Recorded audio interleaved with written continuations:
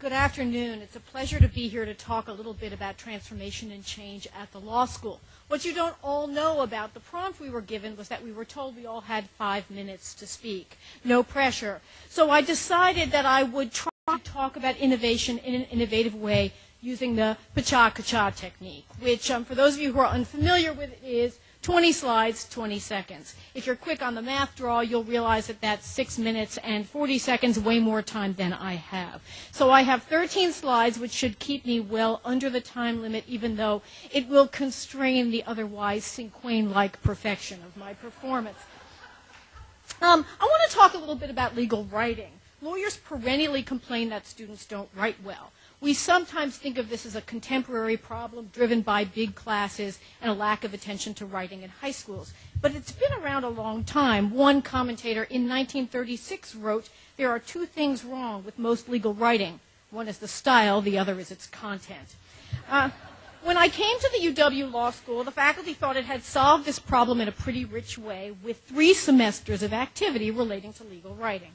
In the first semester, students would take a small section course taught by a doctrinal faculty member, and they'd do some supervised writing there.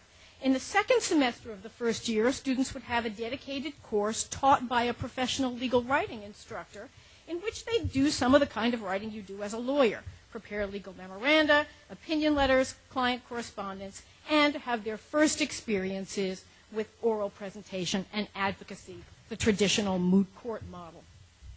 In the third semester, which would be, if you're counting, in the fall semester of the second year of law school, students would have a second required writing course where they'd write documents for submission to courts, trial and appellate briefs, pleadings, motions, and they'd also have some experience with drafting transactional documents like contracts.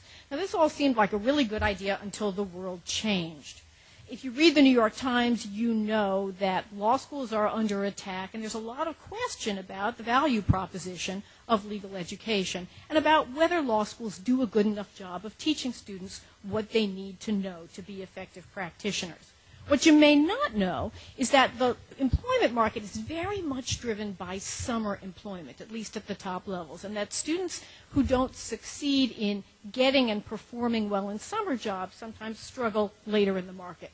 And what we found was that under this process, our students were, in fact, not getting the results they liked in the employment market.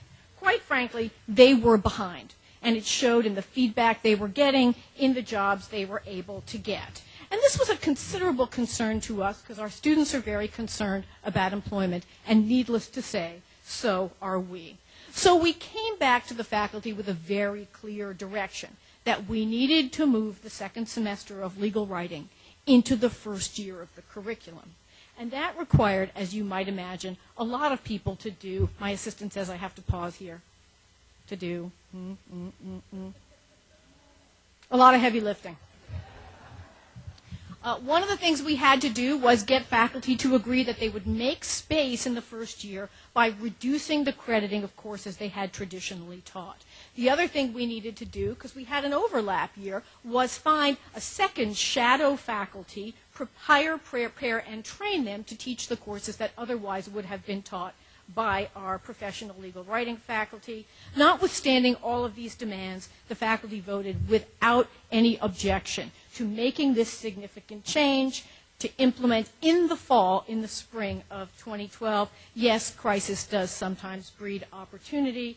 And the good news is that, at least anecdotally, what we're hearing from our students is that the value of this 2-semester curriculum is leaving them well prepared to succeed in the challenging market into which they emerge.